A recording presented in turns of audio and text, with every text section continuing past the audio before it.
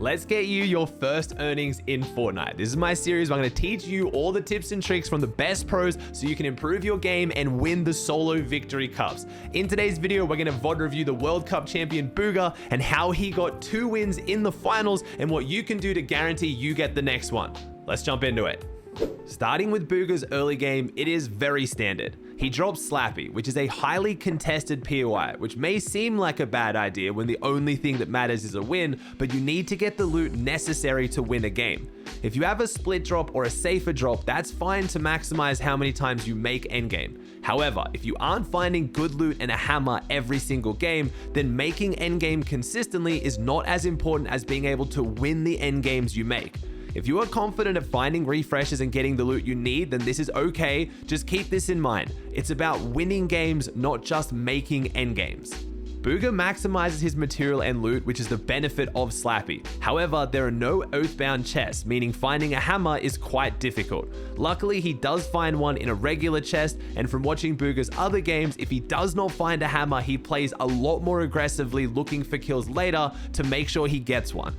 Now, this is the most important thing I want you to take away from this video. Notice what Bugha is doing right here.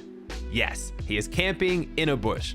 If the solo World Cup champion can camp in a bush to secure the win, then so can you. I don't want any of you saying you're too good or too cracked to be camping. This is a format that rewards only the win. If you've got the loot you need to win the game, then fighting gains you absolutely nothing. In case you're curious, he actually sits in this bush for almost 2 minutes until someone comes near him and he reveals his location before he chooses to rotate. Now, as for this rotation, it is not a coincidence Bugha chooses to hug the east side of this zone. This is because it's the more dead side of zone. If we look at the map here, all these players are being pushed into the zone on the western edge from all the other POIs. This means if he were to go straight into this zone or favor this side, he would find himself in far more danger of being pushed or damaged. And what does he do next? He finds another bush. He then sits in this bush for another 2 minutes until zone reveals itself and he finds himself on the far northern edge. As I explained in my how to qualify for finals video, you want to always get yourself as close to center of second and third zone as you can and safely base up in hard materials. He then sits here until next zone shows without taking a single shot at anyone. Again, to make this point clear, eliminations at this point achieve nothing. There is no reason to even try and tag people unless it is to keep them away from you and secure a better position. Zone reveals itself and he is on the edge of 4th zone, the perfect position to be as you now have a chance to pull 5th zone or half and half. However, either Bugha has forecast, I unfortunately can't tell in replay mode, or he has noticed that a large amount of players appear to be clustering in one position in 4th zone, suggesting they have forecast and know this is where 5th zone will pull. And, of course, he is correct. We are now 20 minutes into this game, and other than his kill on spawn, Bugha has dealt less than 100 damage. He is playing incredibly safe. He is still always looking around at the position of other players. He isn't just AFK on his phone, but he isn't being tempted into taking unnecessary fights. Now for the important part, endgame. Just like our last video, Bugha isn't just using his hammer to break through tarps. He is prioritizing staying elevated and going over builds and staying on front side of zone, the side closest to where zone is currently pulling. He is building multiple boxes to keep himself safe in case someone hammers through his builds. He is trying to remain on the backside of zone for as long as possible and wait for everyone else to rotate first. This is because in this format, other players are playing very passive on rotating zones, unless they need a refresh. This means he can go later, minimizing builds used and also maximizing his safety of other players breaking through his builds as he is behind them, not in front of them. At this point, Bugha does begin to take shots on players, but they are from a position of safety. He's not on their walls box fighting them, he is just checking if there are any potential targets for a refresh. He still has 72 builds, but a lot of these are wood, and he knows he will need to get more loot if he is to win the game. Don't wait until you have 2 builds to start looking for your refresh, because then you're desperate and you don't have as much protection. The earlier you start playing for it, the safer you can be, and the more selective on who you target for your refresh.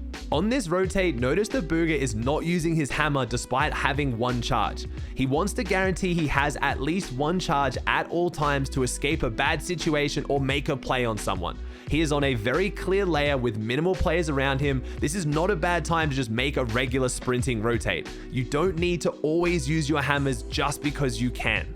He's now beginning to look for his refreshes more aggressively, but is prioritizing doing so through his floor, as players beneath him will more likely be easier targets and he can safely go after them. This is the first time that Bugha will actually look at going for high ground. Up until now, it hasn't been a major concern, as he doesn't want to take high ground early due to the risk of someone aggressively pushing for it. He does, however, notice this player is on wood builds, meaning he might be shambles, and Bugha can begin pressuring him. This player, noticing this, begins to play aggressively on Bugha as a threat to take the high ground.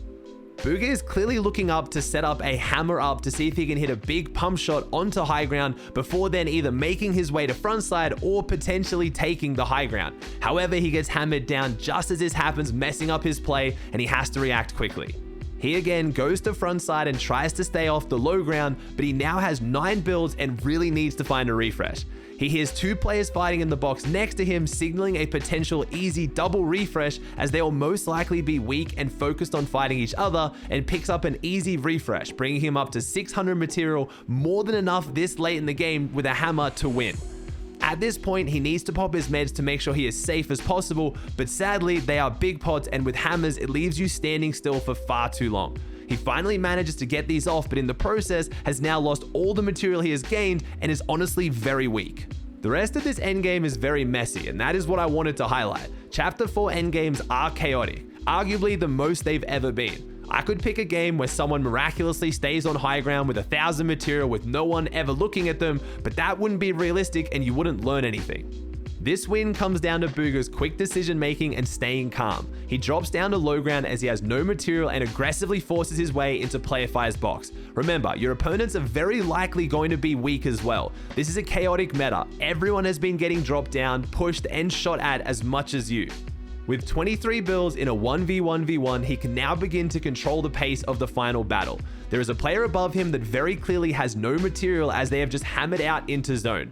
They are desperate, and Bugha avoids fighting them for as long as possible to ensure he doesn't get hit hard. If he takes the first edit he can on this clearly desperate opponent, even if he kills them, they can hit him hard and leave him weak for the final 1v1. He takes an easy edit, taking down this opponent, and he doesn't get cracked, so the player on high ground doesn't drop down and play aggressive. Now, the most important fight of the game, and luckily for Bugha, he has 12 seconds until zone fully closes with 100 health and 100 in his med mist. He knows he doesn't need to kill this player to win the game. He is running out of material and drops back into zone early with the med mist to put pressure on his opponent on high ground. If his opponent were to have more meds, he would see on his visual audio him using a med mist or popping splashes. As he doesn't, he knows he has the advantage if he can hold this player off. Fortunately for him, his opponent makes a mistake. He drops down using the hammer to break the builds, but instead of going for a shotgun shot as Bugha expects, he instead builds the walls, wasting vital time to close out the 1v1. Forced to mantle over the top, Bugha gets the first shot, but unfortunately hits too weak, but the zone takes the final tick. This was by no means the cleanest endgame, and I chose to review this game because of that. You need to stay calm and composed in these endgames and rely on your decision making and mechanics. I will do another video soon specifically breaking down endgames, as I know they are the most difficult, especially in these tournaments. But above all, you need to stay calm and composed, as often it'll come down to the finest of margins. If you guys are liking the guide content, please chuck a like on the video. Let me know in the comments any topics you really want me to cover, and I'll make sure I make a video on them in the future. Subscribe to my channel if you haven't, and I'll see you in the next one.